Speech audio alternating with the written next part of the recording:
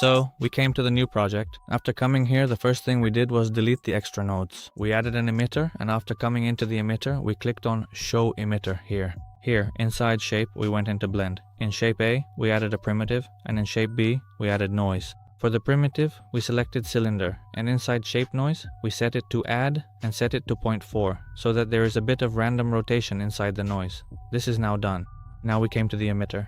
After coming to the emitter, for emission, since we don't want fire, we clicked on No Emission, and for smoke emission, we set it to 70%. Let's play it and check.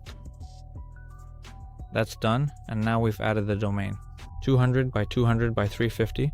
After that, we added a force line. Inside the force line, we don't need to keep the push strength too high. 0.2 is more than enough, and we need to add a bit of twist, because tornadoes are basically twisters, so set it to 4.5.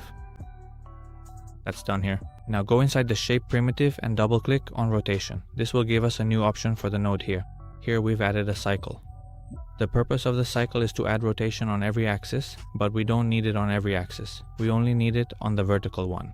Here it is in front of you, and from here we've turned off the emissions show meter. Take a look at this. Our tornado here is now ready.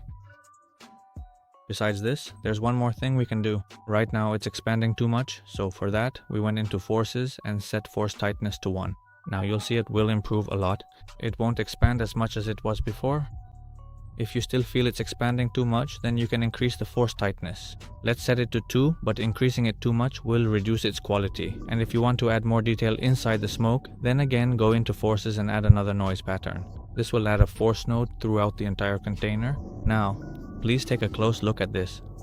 If we decide to increase its overall strength and set it specifically to 0.4, you will see that it will improve even more significantly than before.